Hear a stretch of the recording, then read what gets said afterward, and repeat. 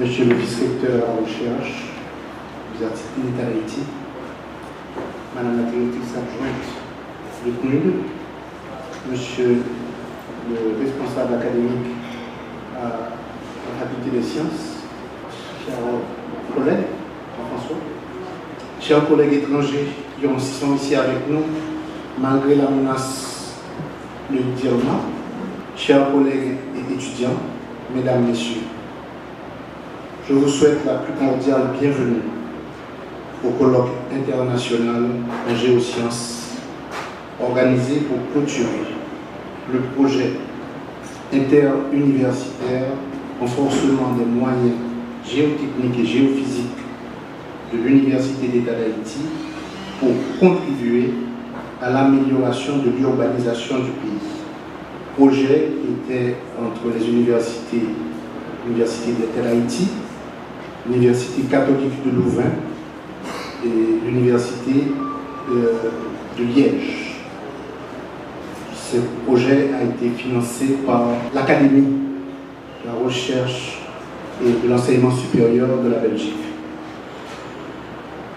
Au fait, ce projet fait suite à un premier de 2006 à 2011 qui avait les mêmes partenaires, qui prévoyait déjà une cartographie géotechnique de la partie sud-est de l'agglomération de Port-au-Prince, mais qui en fait avait l'ambition de constituer une équipe de recherche en géosciences au sein de la faculté des sciences de l'Université d'État d'Haïti. Chose qui fut faite avec la création de l'unité de recherche en géosciences que nous appelons l'URGEO, en fin du premier projet. Et le projet qui est venu après, le projet que nous allons clôturer, avait justement comme objectif de renforcer et de pérenniser cette unité. Ce colloque auquel nous vous avons convié permettra donc de faire un peu le bilan de ces activités scientifiques du projet de poursuite qui ont permis d'encadrer 4 thèses de doctorat dans le domaine. 4 docteurs et doctorants qui sont dans la salle avec nous aujourd'hui et qui se retrouvent tout naturellement au sein de l'URGEO. Mais ce colloque va au-delà, bien au-delà des recherches doctorales dont les 2 projets universitaires sont les creusets. Il embrasse des sujets de recherche d'autres scientifiques qui sont venus rejoindre et enrichir l'unité. Des projets scientifiques, petits ou grands, auxquels l'URGEO est parti. Des résultats acquis, en cours ou en perspective. Ce colloque, c'est aussi celui de la relève. L'occasion pour une nouvelle génération d'enseignants-chercheurs haïtiens de prendre le lead à côté de leurs aînés, tant haïtiens qu'étrangers. La recherche dans un pays comme le nôtre est une tâche ardue, aride et souvent ingrate, difficile de s'y colter, sans le support, la compréhension et la participation de tous. Il nous faut les encourager à ne pas quitter le pays, la route, par tous les moyens institutionnels, mais aussi, mais surtout, financiers. N'attendons plus que nous ayons cruellement besoin d'eux pour constater leur absence. Ce colloque vient aussi à point nommé nous rappeler qu'à côté du conjoncturel qui donne des frissons, des paniques et parfois des désastres, Mathieu, Irma, des secousses dans les nids ou dans le plateau central, il faut penser au travail de fond pour connaître notre territoire, pour mieux renseigner les politiques sur les dangers réels, tout en évitant toute surenchère, tout sensationnalisme, toute superficialité, tout charlatanisme. On ne peut pas empêcher au cyclone de passer ou à la terre de trembler, mais on peut mieux prévoir, mieux bâtir, mieux protéger, mieux anticiper, mieux renseigner. Il n'y a pas de solution miracle ni de science infuse. Mais plus on étudie, mieux on sait, mieux on cerne. Ça, c'est le rôle de l'université, le nôtre. Ce colloque est possible grâce à la participation, au dévouement d'une petite équipe qui s'est dépensée sans compter pour réussir le premier colloque de l'URGEO, et pas le dernier, j'espère. Bravo pour eux. Il est enrichi aussi grâce à la présence de nos collègues des universités étrangères qui sont venus, malgré les conflits de calendrier évidents de ce début d'année académique. Je suis sensible à cette présence réconfortante. Le support jamais démenti des partenaires traditionnels de l'URGEO, le Bureau des mines de l'énergie, BME, le Centre national de l'imagerie géospatiale, CNIGS, le Laboratoire national du bâtiment et des travaux publics, a été déterminant non seulement pour ce colloque, mais tout au long du processus de croissance de l'URGEO. Puisse-t-il se poursuivre encore longtemps pour le bonheur et de la recherche en géosciences en Haïti. Enfin, je ne peux passer sous silence l'apport financier de l'Académie de recherche et d'enseignement supérieur belge, ARES, du LNBTP et du Programme des Nations Unies pour le développement, PNUD, sans lesquels nous n'aurions pas pu réaliser cette rencontre. Nous leur sommes particulièrement reconnaissants. À tous nos invités de marque, à tous nos collègues spécialistes dans le domaine qui participeront ou interviendront dans cette journée, à tous et à tous, je vous souhaite la bienvenue. J'aimerais, avant de terminer, cependant, avoir un hommage particulier pour mon collègue, le professeur Jean-François Tinous, qui a, pendant longtemps, amené cette coopération, dont nous bénéficions des fruits aujourd'hui. Merci beaucoup.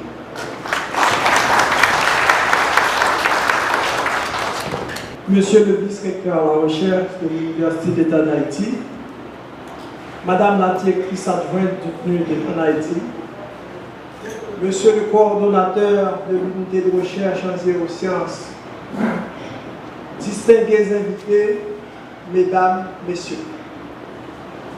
C'est avec un très grand plaisir que je prends la parole ce matin au nom du conseil de direction de la Faculté des sciences et au nom de la communauté de la Faculté des sciences pour vous souhaiter la bienvenue au colloque international sur les géosciences. L'unité de recherche en géosciences, URGEO, organisatrice de cet événement scientifique, représente pour nous un exemple inachevé, certes, mais prometteur de ce que l'UEH, de manière générale, et la Faculté des sciences en particulier, peuvent offrir au pays et à la communauté scientifique internationale. L'URGEO, comme va le développer le professeur Tinous, est d'abord le fruit d'une collaboration entre l'UEH et des universités belges. Nous en profitons pour remercier la coopération belge qui a toujours été un partenaire sérieux dans l'œuvre de développement de l'UEH. Je disais donc l'URGEO est le fruit de cette collaboration, mais depuis, l'URGEO a bien élargi son réseau de partenaires institutionnels avec des universités françaises, cubaines, américaines et autres encore. L'URGEO, c'est aussi une équipe locale composée, comme l'a dit le professeur Boisson, de chercheurs expérimentés, mais aussi de jeunes chercheurs qui montrent déjà leur potentiel, comme on le verra au cours de ce colloque. Le conseil de direction remercie chaleureusement le professeur Boisson pour son leadership, mais aussi remercie toute l'équipe pour leur sens de l'engagement malgré des conditions de travail pas toujours faciles. Le conseil de direction de la Faculté des sciences s'engage à continuer à les accompagner dans le développement de cet outil de connaissance de notre environnement physique. Chers participants, le thème de ce colloque est suffisamment parlant et d'actualité pour que je n'ai pas à discourir trop longtemps dessus. Et en consultant le programme, je reconnais des noms de chercheurs haïtiens et étrangers, familiers du terrain de recherche que sont Haïti et les pays de la région. Je les remercie de leur présence. Je terminerai mes propos en disant que la grande aventure humaine qu'est la recherche scientifique de haut niveau ne fait que commencer en Haïti. Nous comptons beaucoup sur la coopération internationale pour faire avancer ce projet, mais aussi et surtout sur l'appui des pouvoirs publics de notre pays. Au nom du conseil de direction, je vous dis bon travail et je vous remercie de votre écoute.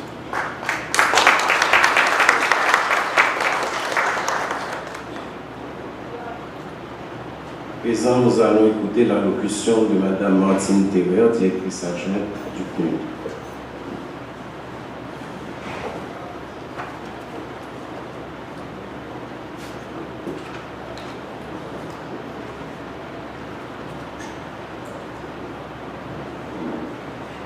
Monsieur le vice-recteur à la recherche de l'Université d'État d'Haïti, Monsieur le coordonnateur de l'unité de recherche en géosciences, Mesdames et Messieurs les représentants des ministères, distingués invités.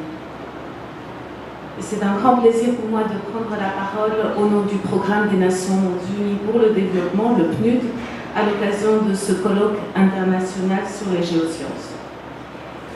Alors que les stigmates du séisme destructeur du 12 janvier 2010 et plus récemment du cyclone dévastateur Mathieu d'octobre 2016 ont encore la mémoire collective, le cyclone Irma est en cours de progression vers Haïti et vient nous rappeler une fois de plus la réalité géographique de la Caraïbe et de Haïti en particulier, qui est exposée à de multiples risques, séismes, cyclones, inondations, mouvements de terrain, tsunami.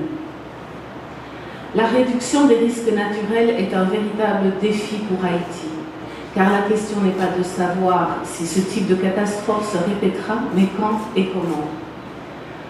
Tous les experts s'accordent à dire que le bilan funeste du séisme de 2010 est principalement dû au mode de construction et à l'occupation anarchique de l'espace.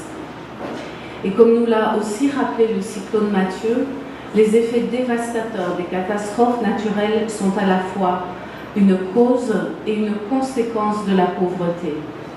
En effet, les événements naturels majeurs ont un fort impact sur la population et entraînent des crises sanitaires et alimentaires qui maintiennent le pays en crise permanente, freinant le développement économique et social.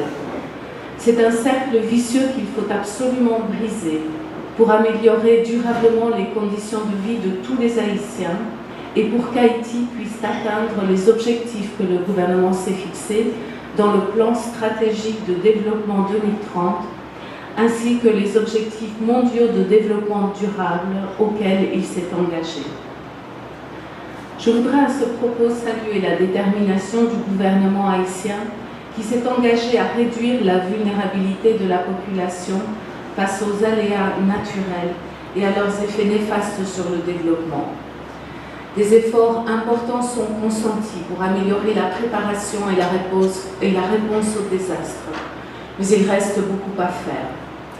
L'adoption d'un cadre légal du système national de gestion des risques et désastres qui est en cours d'élaboration et l'intégration de la gestion des risques et désastres dans les politiques publiques sont parmi les chantiers qui doivent aboutir au plus vite. Le PNUD est un partenaire de longue date du gouvernement haïtien dans le domaine de la gestion des risques et désastres. Ensemble, nous avons pu avancer sur plusieurs fronts, et notamment dans la connaissance des risques qui nous intéressent aujourd'hui. Depuis 2010, le PNUD a ainsi apporté son appui à l'élaboration du microzonage sismique de Port-au-Prince et du Grand Nord, en particulier les villes de Port-de-Paix, Cap-Haïtien, Fort-Liberté et Ouanaminthe, à l'élaboration d'un guide méthodologique de réduction des risques naturels en zone urbaine, l'élaboration de la cartographie multirisque du département de la Grand'Anse et l'élaboration de 16 plans de réduction des risques pour 8 quartiers prioritaires de Port-au-Prince, 6 communes prioritaires de la Grand'Anse et les communes de Cap-Haïtien et de Ouanaminthe. Nous sommes très fiers de pouvoir dire que la cartographie et les plans de réduction des risques élaborés dans la Grand'Anse ont permis de sauver des vies et d'orienter le relèvement post-Mathieu.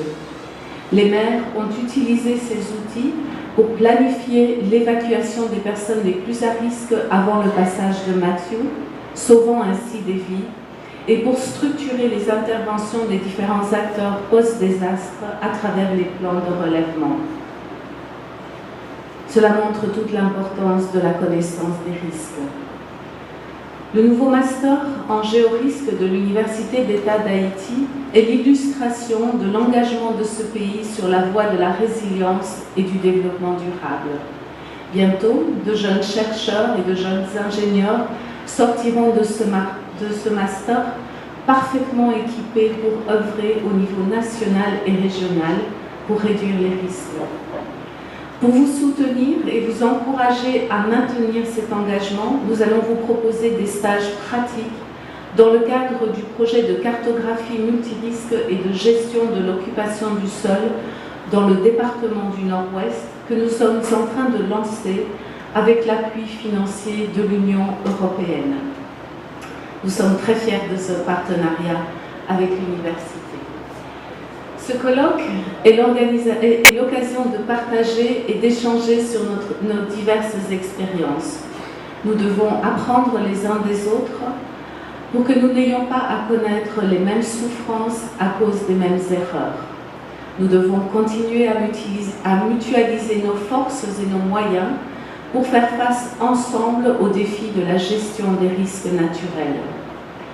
La transformation de nos villes en espaces sûrs, résilients et durables est un des objectifs de développement durable adoptés par tous les pays du monde en septembre 2015 à New York. C'est l'objectif, l'ODD numéro 11, dont une des cibles est la réduction d'ici à 2030 du nombre de personnes tuées et du nombre de personnes touchées par les catastrophes et la réduction du montant des pertes économiques qui sont dues directement à ces catastrophes. L'emphase étant mise sur la protection des pauvres et des personnes vulnérables. Nous multiplierons nos chances d'atteindre cet objectif en travaillant ensemble, scientifiques, acteurs institutionnels et partenaires techniques et financiers. C'est donc dans cet esprit de partenariat que je vous souhaite de fructueux débats au cours des prochains jours. Je vous remercie de votre aimable attention.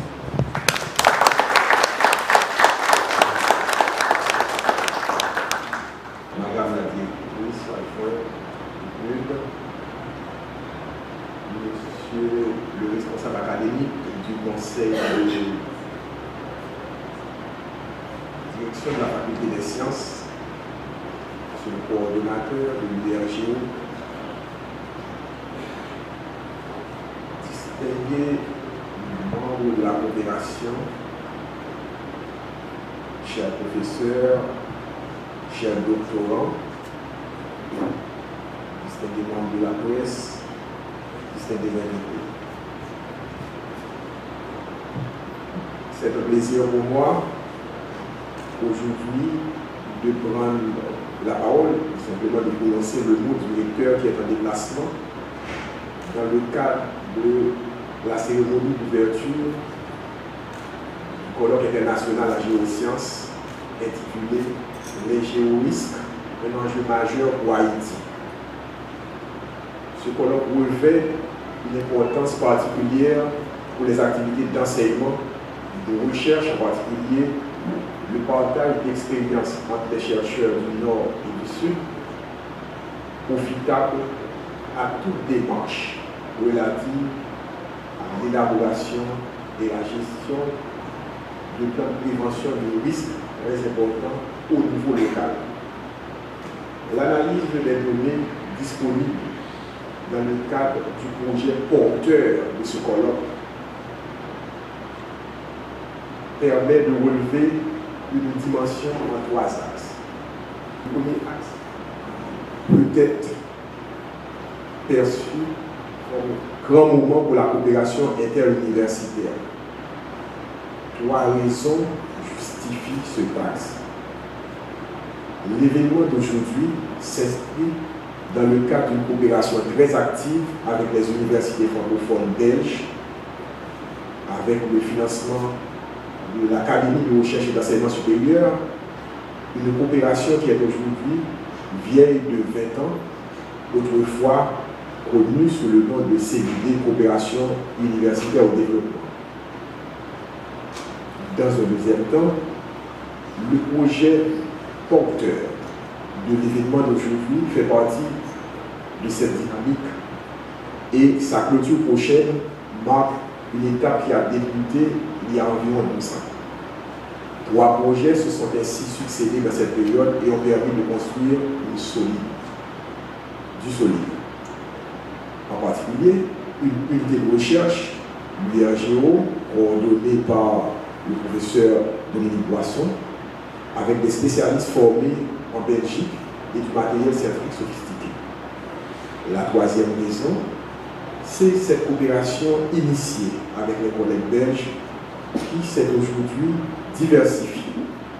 Et le laboratoire URGO compte aujourd'hui parmi ses partenaires actifs des chercheurs belges, français, nord-américains, cubains, etc. Donc, le responsable académique du conseil de direction en a mentionné dans son allocution. Le deuxième axe, qui peut être conçu comme une avancée pour la recherche scientifique dans le pays, particulièrement à l'UH. Cet axe est corroboré par les faits suivants. En premier lieu, l'une des carences observées dans notre pays est la faiblesse de sa recherche scientifique, et ceci dans la plupart des domaines. Par exemple, la part du budget national dévolu à de telles activités demeure jusqu'à présent extrêmement basse. Un deuxième point, ce colloque montre une production scientifique locale de qualité. En passant en revue les différentes communications qui vont avoir lieu au cours de ces 3 journées de colloque, on peut constater que plus de 70% des communications sont des contributions locales, ce qui est très bien pour notre université. En 3e lieu, ou du moins c'est le 3e fait, cette avancée est particulièrement intéressante pour l'UEH qui accorde une importance particulière aujourd'hui à la dynamisation de la recherche scientifique dans les différentes entités. Cette dynamisation se traduit concrètement par des exemples comme le fonctionnement d'une direction des études postgraduées, la création et le fonctionnement de 2 revues universitaires au niveau de notre université, la revue RED, Recherche et Développement, qui est une revue en sciences plus appliquées, et la revue Chantier, qui est une revue en sciences humaines et sociales. Comme autre exemple, nous pouvons citer les éditions de l'UEH qui accompagnent les professeurs dans la publication de leurs travaux, les règlements de la recherche qui ont été élaborés dans le cadre de la coopération entre l'UEH et l'ARES, et enfin le vote récent à Calico d'une résolution relative à la création d'un fonds de recherche le 5 août 2017 par le Conseil de l'Université d'État d'Haïti. Le 3e axe peut se traduire de la manière suivante comme une initiative heureuse pour le domaine des géosciences appliquées au géorisque. 5 exemples peuvent témoigner de la pertinence de ce taxe. Primo, Haïti est considéré comme un pays à risque naturel évident qui mérite un effort soutenu pour comprendre, maîtriser et mitiger ces risques. Secondo, à côté des actions du secteur public et de la société civile en matière de prévention et de gestion des désastres, l'université doit jouer un rôle de premier plan dans la recherche et l'enseignement supérieur dans le domaine des géorisques. Après la fermeture de la section de géologie de la faculté des sciences en 1943, ce n'est qu'en 2005, avec le projet signalé par le coordinateur il y a quelques minutes, que les géosciences ont fait l'objet d'une nouvelle attention. Cette attention s'est accrue avec le terrible séisme connu par le pays en janvier 2010. Ce colloque est donc une opportunité de montrer le chemin parcouru et les perspectives de recherche scientifique dans ce domaine considéré comme vital actuellement pour le pays. Enfin, donc, ce colloque est couplé avec un programme d'enseignement supérieur monté également par la faculté des sciences de l'UH, programme mentionné tout à l'heure dans la question précédente, le master en géosciences appliquées aux géorisques qui débutera dès la nouvelle année académique. En résumé, en ce qui nous concerne au niveau de l'université, il s'agit d'une manifestation scientifique extrêmement importante en ce dernier trimestre de l'année académique 2016-2017. Cette manifestation nous donne l'occasion de faire un rappel et une annonce. En ce qui concerne le rappel, il y a lieu pour nous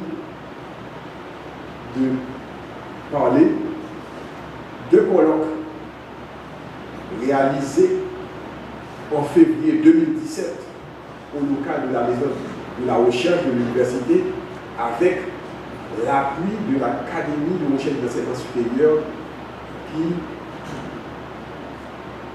intervient également au niveau de ce colloque. L'annonce, c'est un colloque sur le sommet de l'eau qui se tiendra les 16 et 17 novembre 2017 à la faculté de médecine et de pharmacie en collaboration avec la DINEPA, Direction nationale de l'eau potable et de l'assainissement, et l'Université de Floride. Nous voyons avec tout cela des raisons évidentes pour l'Université d'État d'Haïti d'adresser publiquement des félicitations. En premier lieu, au nom du recteur, les félicitations sont adressées au professeur Dominique Poisson et son équipe de l'URGO pour l'organisation de ce colloque et les autres actions posées pour la dynamisation de la recherche en géosciences dans le pays.